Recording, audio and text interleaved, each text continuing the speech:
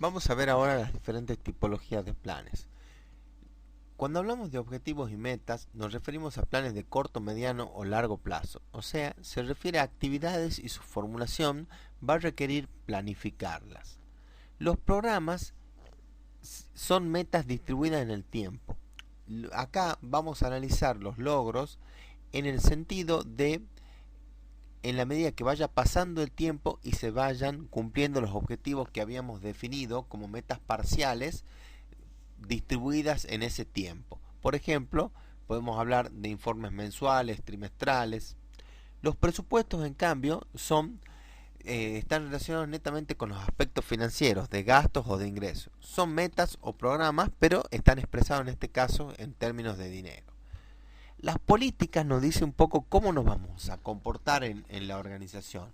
Acá no se habla de planes ni se habla de objetivos, sino se habla de una forma de ser o de unas reglas del juego que se van a seguir siempre en la operación. Los procedimientos nos hablan de una secuencia cronológica de las tareas para hacer algún trabajo o alguna operación. O sea, nos marca un poco qué se debe hacer primero y qué se debe hacer después.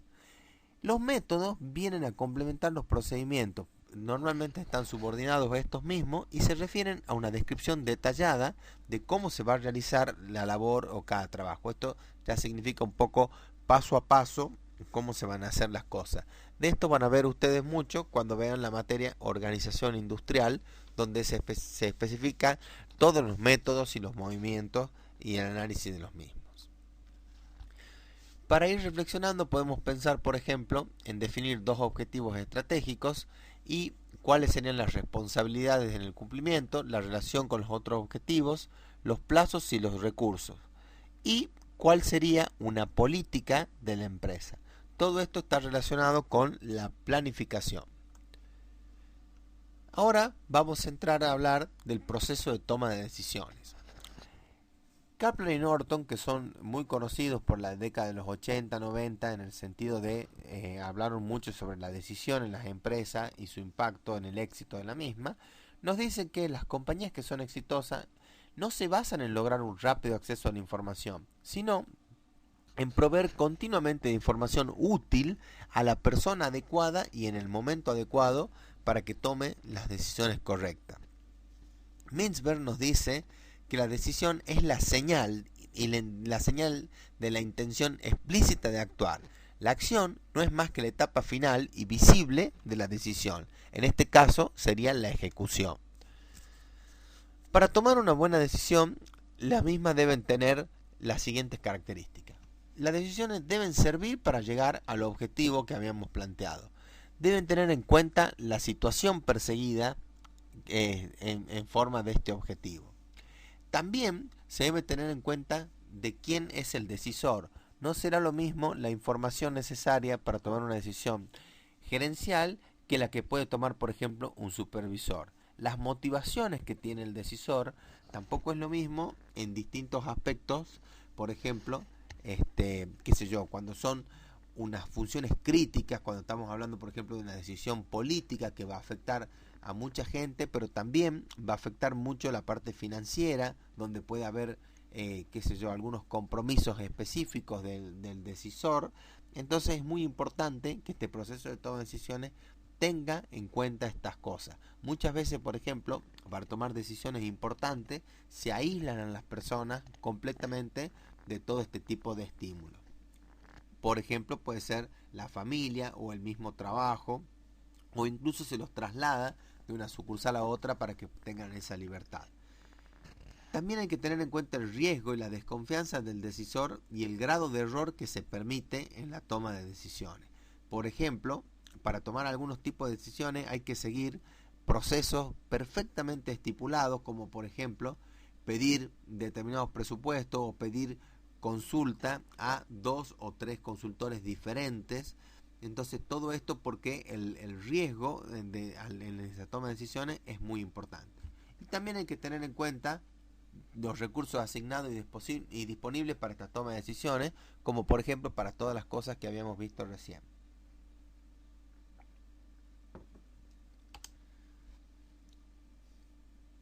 En cuanto a la definición del problema, el problema siempre se define como una diferencia entre la situación actual que tenemos y la situación a la que perseguimos. Entonces así van a quedar fijados los objetivos estratégicos, como la forma de saltear esa diferencia que pensamos que es necesario hacer. Luego se van a plantear las soluciones.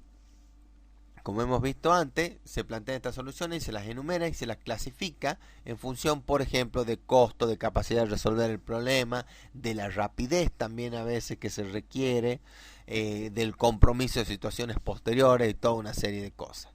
Se selecciona la solución luego de un análisis de conveniencia con respecto a esto y se planifica la implementación en el sentido de la definición de plazos, de recursos que se van a utilizar, de asignación de responsabilidades, etc. Fíjense, por ejemplo, un caso que ha pasado hace unos días y que decía que hay mesas, por ejemplo, en las elecciones de Venezuela presidenciales, donde uno de los candidatos obtuvo el 99% de los votos. Como ustedes se darán cuenta, es prácticamente imposible. Y fíjense que esto se verificó en 243 casos y la más llamativa de las 29.200 de esta cantidad de mesas registradas por el comando Simón Bolívar, ¿no es cierto? Que ha sido el que ha hecho las auditorías de Venezuela. Fíjense que hay 243 casos donde uno de los candidatos, que obviamente es sospechoso de fraude, ha obtenido el 99% de los votos. Acá viene la cosa de la toma de decisiones.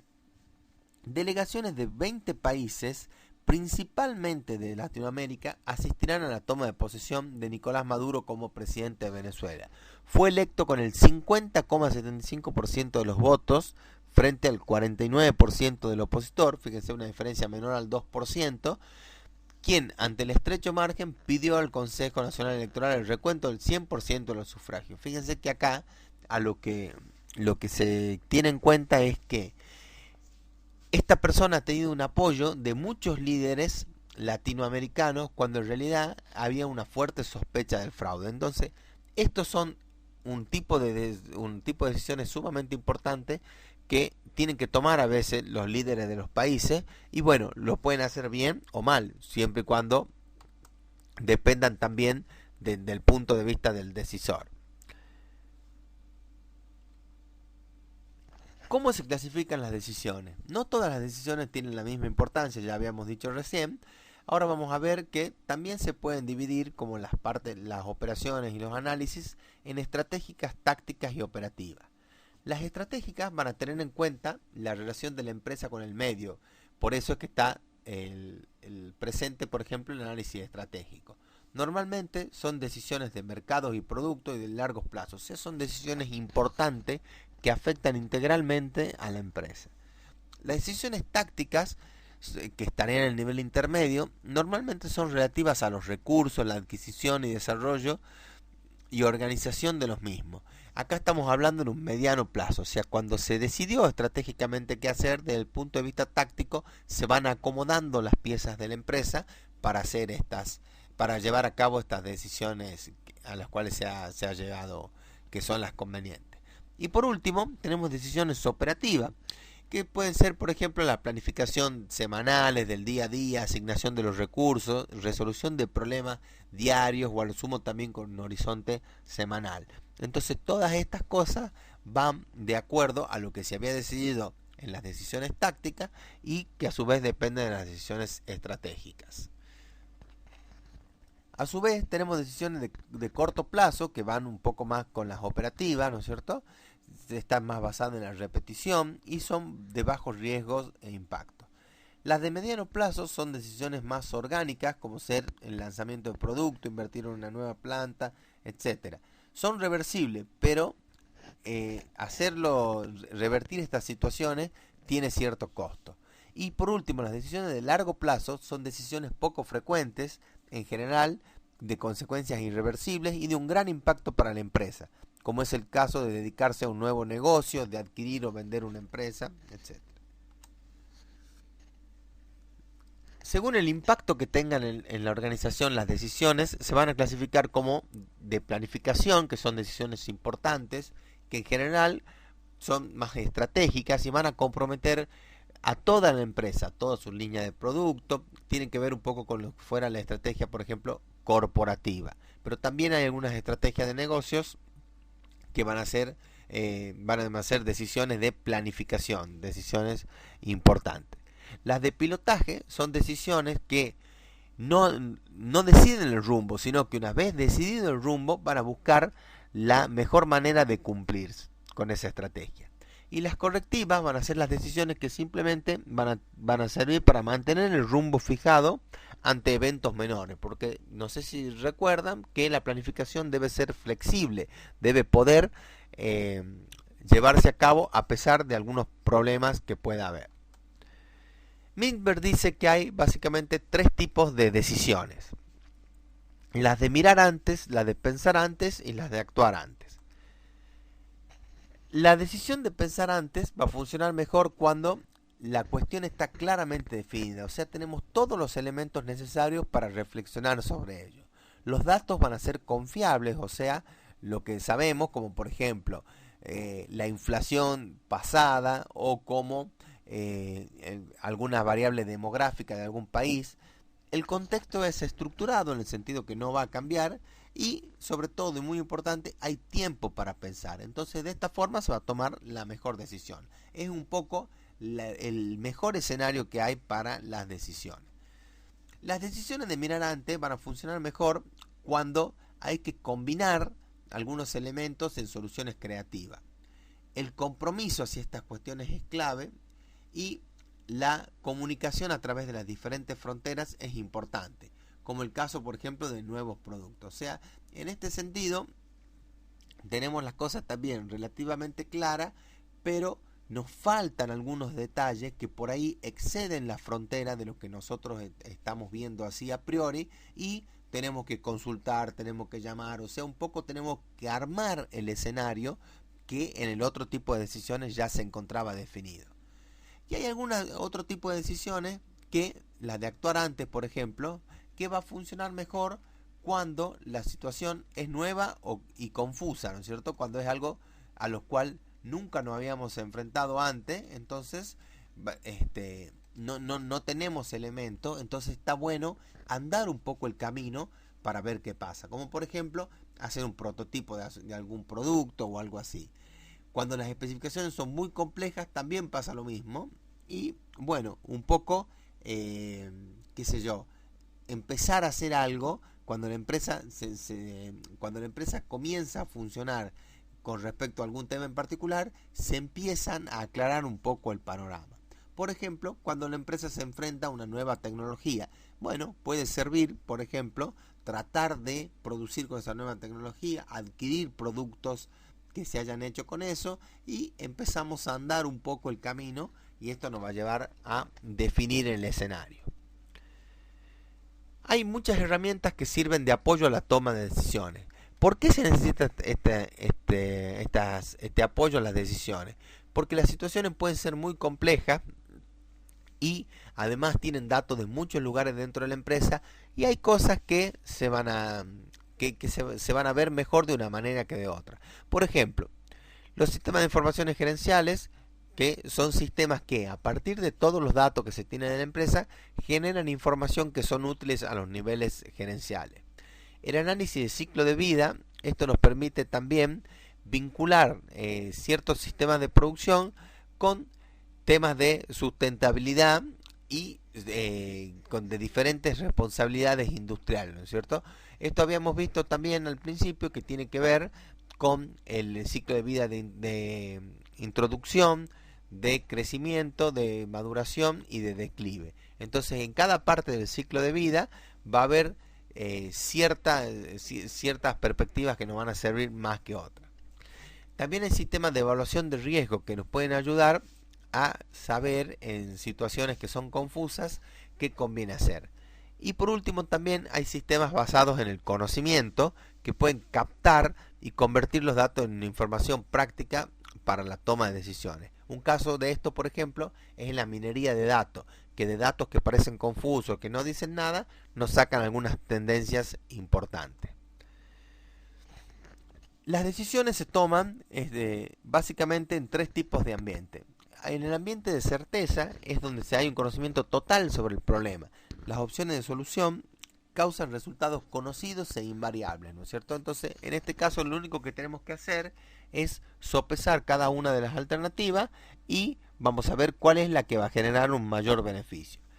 En el ambiente de riesgo, la información también es completa, pero no se conocen con certeza los resultados, o sea, ya hay distintas probabilidades. Esto puede ser, por ejemplo, que tenga que ver con el clima o que tenga que ver con algunos gustos de los clientes y etcétera. Entonces, acá se usan algunos modelos matemáticos, pero ya se agrega la noción de probabilidad. Y en los ambientes de incertidumbre, se posee información deficiente, no se tiene un control sobre la situación y se desconoce la interacción de las variables del problema. Por lo tanto, no se puede asignar probabilidad a los resultados. En este caso, se puede hacer, por ejemplo, un manejo por escenarios y algunas otras cosas de inteligencia artificial, por ejemplo, nos pueden servir de un poco de ayuda en estos ambientes de incertidumbre. Por ejemplo, una cosa que quería aclarar, un simple sistema de ayuda a la toma de decisiones puede ser un sistema que grafique diferentes tendencias o que encuentre ciertas relaciones lineales, de combinaciones lineales de variables, nos puede servir mucho para la toma de decisiones.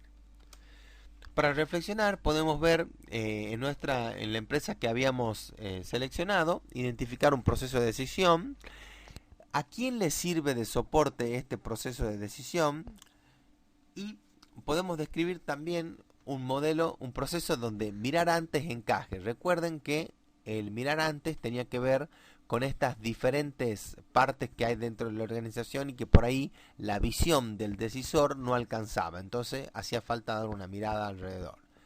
Y por último, ¿cómo se podría gestionar el conocimiento en la empresa? ¿No es cierto? El conocimiento era lo que habíamos dicho que se conformaba en base a las distintas decisiones que se iban haciendo. Se gestiona ese conocimiento acumulando esta experiencia de alguna manera.